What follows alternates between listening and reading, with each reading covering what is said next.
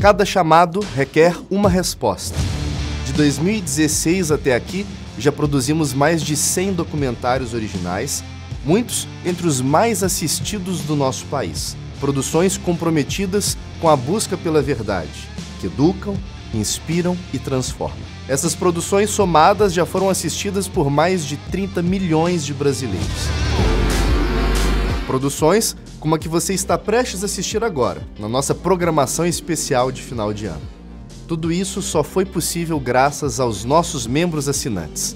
Pessoas que um dia atenderam ao nosso chamado e escolheram financiar a nossa causa.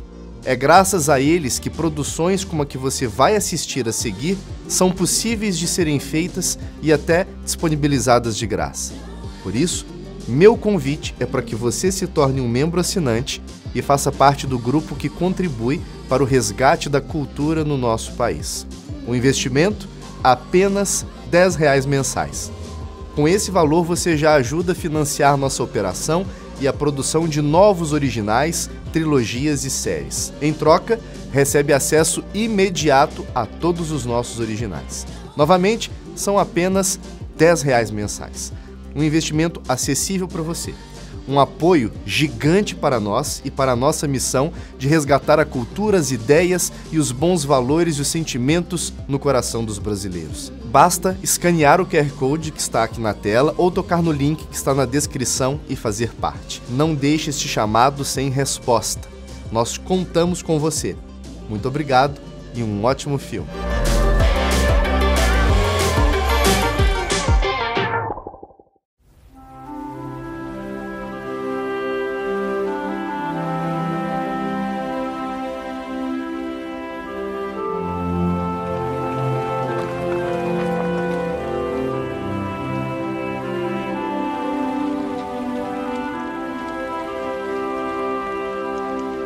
As filmmakers, as writers, we had no interest whatsoever in putting our junk, our baggage into these movies. We just thought we should take what Tolkien cared about clearly, we should take those and we should put them into the film. This should ultimately be Tolkien's film, it shouldn't be ours.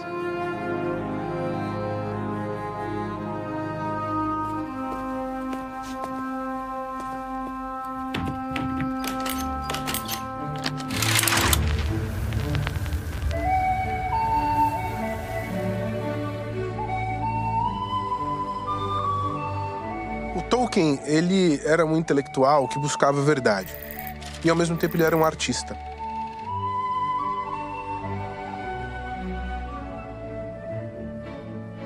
Primeiro, Tolkien é um dos maiores teóricos do simbolismo da história.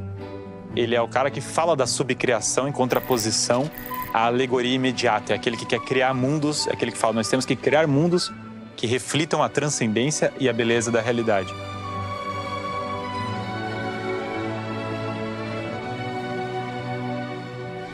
O artífice da criação no mundo contemporâneo, em grande parte, é o Tolkien, né?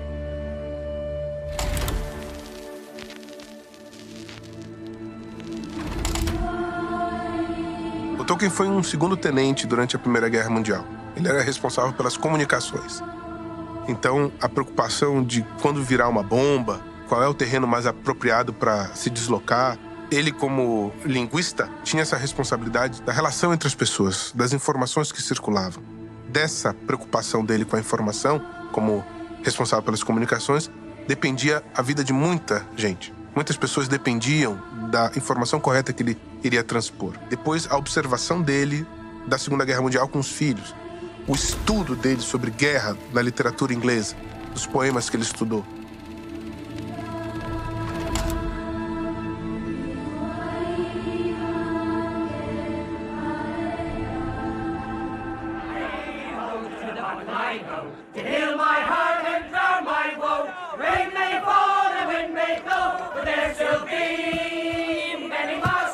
No início do século XXI, nós estávamos no auge da globalização. Já tinham passado 10 anos da queda do Muro de Berlim, da queda da União Soviética. As promessas de uma vitória da sociedade livre, da sociedade de mercado, estavam permeando as universidades, as escolas. Existia a ideia, o sonho de uma aldeia global, em que todos poderiam conversar. O desenvolvimento tecnológico poderia ser uma forma de nos aproximarmos de todas as pessoas do mundo. E aí toda a possibilidade de conversa e diálogo, o mundo se apresentava como uma grande aventura. Porém, aí veio o 11 de setembro de 2001.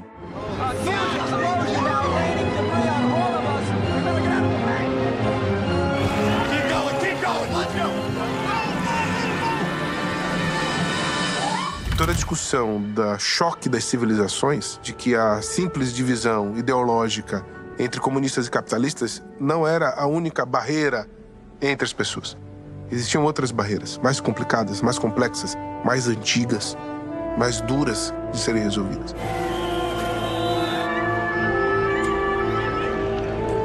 E, obviamente, de um lado e de outro, de todas essas civilizações, existia o mal.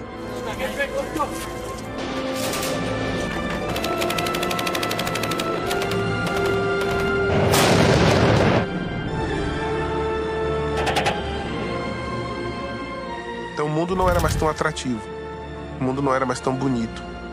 E a partir daí houve esse processo todo que nós vivemos agora, 20 anos depois, desse refluxo da globalização. O Senhor dos Anéis insere-se aí.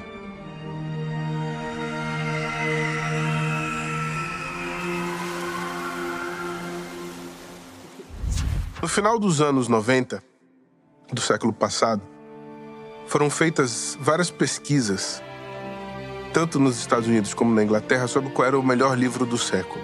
Em todas elas venceu O Senhor dos Anéis. Era impossível que um filme não fosse feito.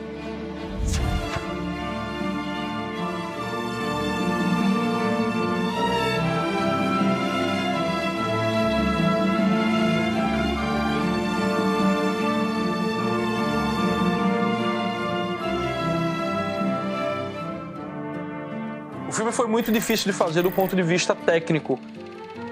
O Peter Jackson já tinha o interesse em fazer o Senhor dos Anéis, mas ele não tinha a tecnologia necessária.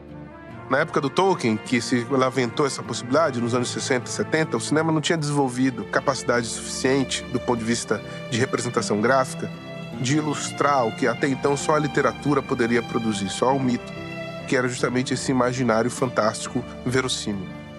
No final dos anos 90, isso já era possível.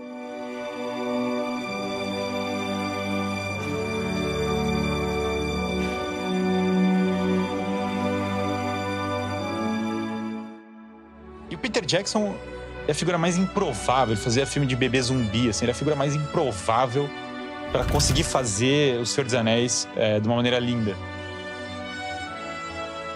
Peter Jackson had done a horror film, but he knew filmmaking, and he knew what this should be and could be, and he knew what the audience wanted. And he really hadn't done anything of significance, but when you sat with him and he spoke to you about it, he wasn't sitting back ever. He was often up and walking around, and he was full of the story and what happened, and explaining where the money shots were, where the big scenes were that were going to really impact with the audience. And as pacing around at Fine Line and then New Line, they believed him and said, it's going to be amazing, so we'll do it. And then finally they agreed to 2 pictures. And then, you know, as they got deeper in it and really unfolded, he said, I can't do it unless it's 3 pictures. Essa preocupação com as pessoas é claramente representada numa dualidade presente no Senhor dos Anéis, que é, por um lado, a preocupação macro, que é representada por toda a discussão do Aragorn, por exemplo. Do amadurecimento dele como líder, da aliança que ele faz com os Cavaleiros de Rohan, da aliança que ele faz com os Elfos. Então, a preocupação, digamos, das relações sociopolíticas. Porém, uma das grandes atrações do Senhor dos Anéis, um dos grandes encantamentos, é a preocupação com o indivíduo. É a relação entre o Frodo e o Sam.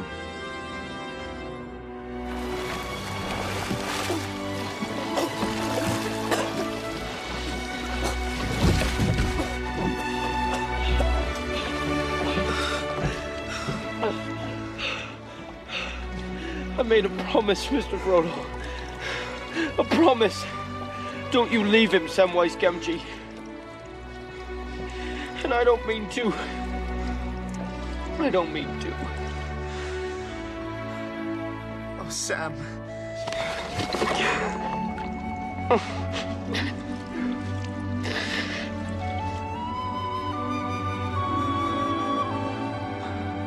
Toda a discussão da amizade, da comunhão, da fraternidade, do amor entre as pessoas era uma preocupação que é expressa concretamente na relação entre aqueles dois pequenos hobbits que estão se encaminhando para destruir aquilo que verdadeiramente importa. And I do think that Lord of the Rings is a very surprising. The fact that those movies were made when they were made are very surprising because they don't give in to the kind of ideological thrust that we're seeing in movies today. They really do capture, if not in detail, at least in spirit, the kind of this powerful world that Tolkien brought us, and shows us as much, let's say, the kind of godlike aspect of the elves with their danger, you know, with the temptation which comes with the elves, and then it also shows us the kind of lower aspects of the world, the dark side with the orcs and the kind of these kind of chaotic beings, but then at the same time, the powerful side of the bottom of the world, right? The Bag End, the folk, and how they also end up participating in the story. Você vê inspiração para cenas dos filmes tiradas diretamente de quadros de pintores que são estudiosos da obra do Tolkien também.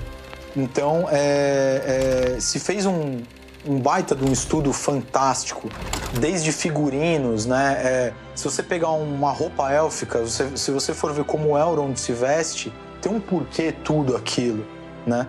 Você vê que não é uma roupa feita para o trabalho braçal, você vê que ela é extremamente detalhada. Peter Jackson teve o grande mérito de ser fiel aos grandes artistas do Tolkien, que por sua vez são fiéis à estética medieval. As montanhas, as florestas, os rios, os campos verdejantes, tudo isso é muito forte no Senhor dos Anéis. O mundo natural descrito pelo Tolkien nos seus livros conseguiu ser belamente representado pelas imagens da Nova Zelândia, pelos grandes planos abertos que o Peter Jackson fez. Não existe nenhum filme medieval com a estética própria igual ao Senhor dos Anéis, que era o que o Tolkien estava querendo comunicar, o que tinha de mais elevado no período que ele representa. A gente percebe que o conjunto da obra inteira conversa. Então o contraste, quando ele existe, ele é intencional. Tudo isso foi possível ser feito não só pelo grande talento das pessoas envolvidas na produção cinematográfica, mas porque o Tolkien deixou muito material a respeito.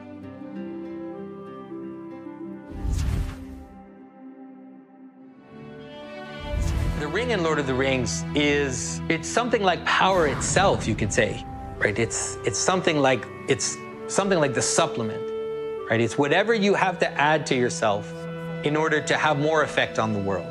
So the ring condenses the symbolism of all technology, all civilization into this one thing. So it's very powerful. That's why it's so powerful. And so the idea is that, you know, you add things to yourself to make you stronger. We do it all the time. You know, you add clothing to yourself, you add things to compensate for your weakness, okay? And so weapons, cities, civilization.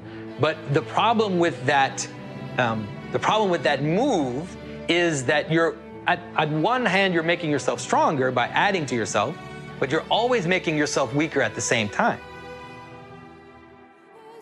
O livro do Tolkien criou todo o imaginário. E O Senhor dos Anéis foi para uma geração, a minha com certeza é essa, eu sou essa pessoa que foi no cinema ver O Senhor dos Anéis, a minha vida foi alterada por ele com certeza, sem eu entender nada do simbolismo que estava em jogo, sem ver que o Sam representava a lealdade, sem ver que o anel era o pecado e o mal pairando sobre a pessoa, sem ver que há um jogo entre o Sam, a pessoa boa e simples, o Gollum, um cara corrompido, o Hobbit corrompido do mal, o Frodo, o Hobbit que está vendo que pode ser o Gollum, os elfos como divinos, né?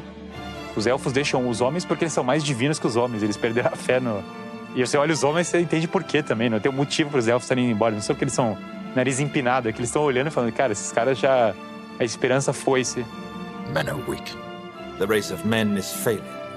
The blood of Numenor is all but spent. Its pride and dignity forgotten. It is because of men the ring survived.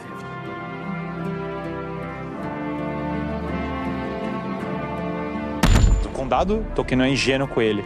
Por trás do condado tem que ter algum Aragorn protegendo ele, tem que ter algum rei. Nós temos reis corrompidos, reis que abandonaram a sua missão e que traíram a tradição. E o mal, ele vai pairando em volta de nós porque nós perdemos o nosso lar. O retorno ao lar, claro, é o retorno originário de toda a literatura, a ideia de voltar ao lar, né? Você tem que voltar para o lar sempre. Se o Odisseu vai para a Ilíada e fica por lá, a vida cotidiana não é redimida. O que foi redimido foi uma terra estrangeira, não o seu próprio lar, não a sua própria casa. O Tolkien sabe disso, ele sabe que você precisa redimir a sua casa, por isso o condado é tão importante. Against the power of Mordor, there can be no victory. E na nossa vida nós esquecemos isso, esquecemos que o bem e o mal existem, nós esquecemos que o mal ele é muito poderoso, mas ele pode ser vencido. Então toda hora parece que tudo vai ser destruído.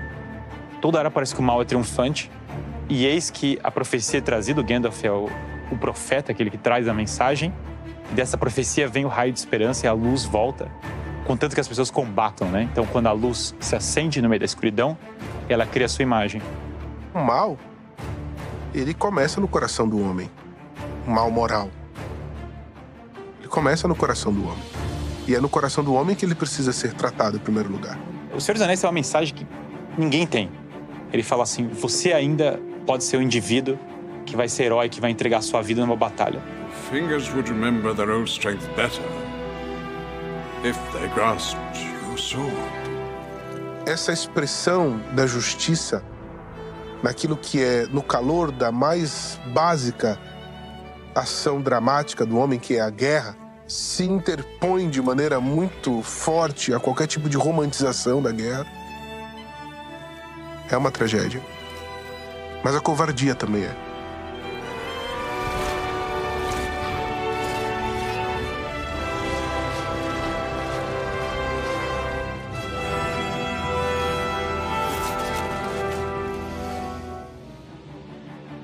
Muita gente fala, o Tolkien é o cara que traz o bem como bem e o mal como mal. Sim, ele traz mesmo. Só que isso não quer dizer que os personagens não transitem nesses pontos, né? Que existe o mal no mundo. Existe o mal. Muito próximo. E há que se combatê-lo.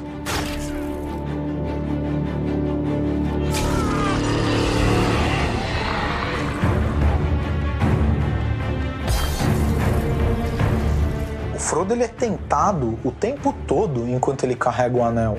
E a tentação é muito forte, a ponto dele não jogar o anel no fim. No fim do filme, ele não joga o anel no fogo. The ring is mine. Pô, então o Frodo não cumpriu a missão dele? Sim, o Frodo cumpriu a missão dele. A missão dele era levar o anel até lá, né? Ele levou. E aí o que acontece? O acaso faz com que o anel caia no fogo. Pô, o acaso, estamos falando aí das leis do universo que rege. Pro Tolkien, esse acaso, intencionalmente, como eu disse, a obra é católica, né? O acaso é a providência divina, né? Então é a ação de Deus para que as coisas cumpram um propósito. I didn't think it would end this way. End? No, the journey doesn't end here. Então a morte não é o final, a morte é só uma passagem para algo bom também, para algo bonito. Death is just another path. One that we all must take. The grey rain curtain of this world rolls back and all turns to silver glass. And then you see it.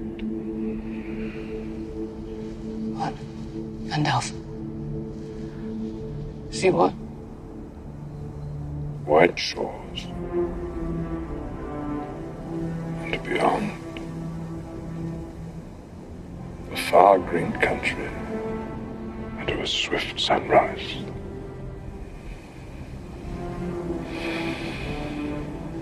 Well, that isn't so bad.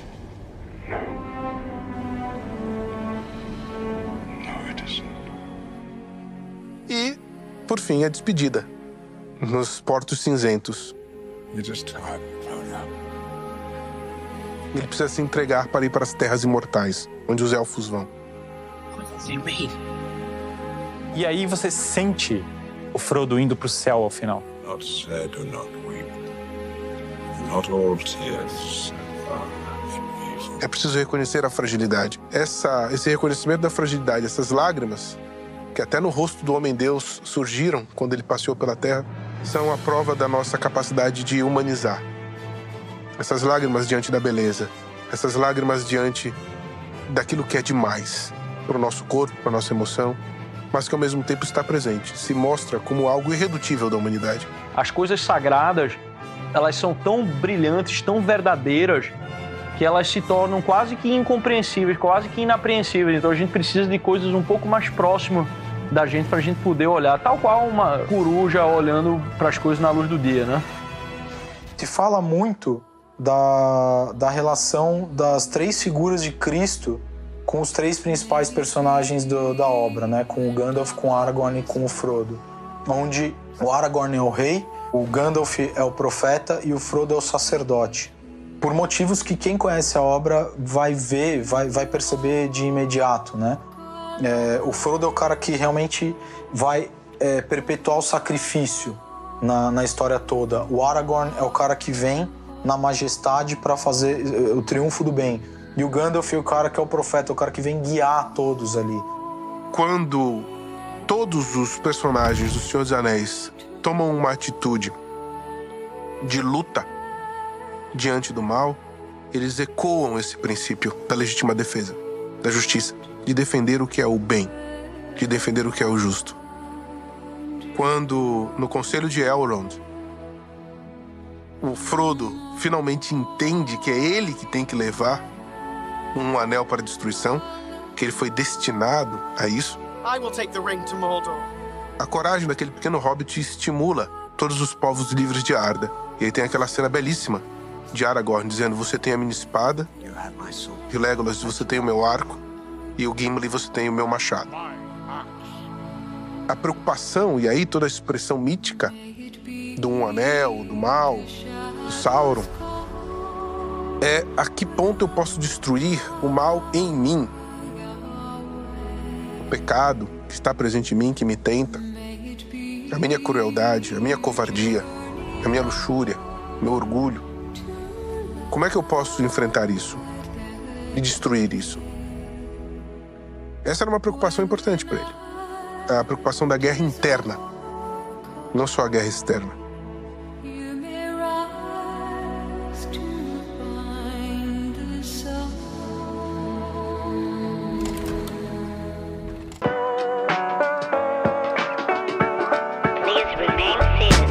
Muito obrigado por assistir a nossa produção, espero que tenha gostado. Continue acompanhando o YouTube da Brasil Paralelo para assistir de graça os nossos melhores conteúdos exclusivos. Mas antes de você sair, quero reforçar um convite para você se tornar um membro assinante do Brasil Paralelo. Ao assinar, você libera o acesso imediato a mais de 100 produções originais e contribui com a nossa causa, nos ajudando a cumprir uma missão ambiciosa e desafiadora. O conteúdo que disponibilizamos de graça aqui no YouTube é apenas uma fração de tudo que produzimos. A maior parte do nosso conteúdo está disponível na plataforma de assinantes. Para ilustrar, imagine um grande iceberg e você vê apenas a ponta. Ela representa a pequena parte do nosso conteúdo que disponibilizamos de graça em nossos canais. A maior parte desse grande iceberg permanece debaixo da água, não é visível, assim como os nossos conteúdos exclusivos destinados aos assinantes. A Brasil Paralelo nasceu com um propósito claro: resgatar a cultura do país por meio da busca pela verdade. 8 anos depois, nosso propósito permanece firme. Com nossas produções originais, investigamos a raiz dos problemas da educação no Brasil, fizemos um raio-x da crise de segurança pública no país, resgatamos o orgulho de ser brasileiro. Lançamos a maior obra audiovisual do mundo sobre o comunismo. Expusemos os bastidores da política nacional e internacional. E mais recentemente, mostramos uma visão sem filtros da guerra entre Israel e Palestina. Com o seu apoio, através da sua assinatura, você permite a continuação do nosso trabalho. Muito mais que assinar um streaming, nos ajuda a produzir e distribuir nosso conteúdo a mais e mais pessoas. Conteúdos que inspiram, educam e transformam. E tudo isso por apenas R$10 mensais. Como uma empresa de mídia independente, não recebemos um único centavo de dinheiro público. É através da sua assinatura que a nossa operação é financiada, permitindo avançar em nossa missão. Toque no link que está na descrição desse vídeo ou escaneie o QR Code que está aparecendo na tela para se tornar um membro assinante da Brasil Paralelo. Nós contamos com você. Muito obrigado e até breve.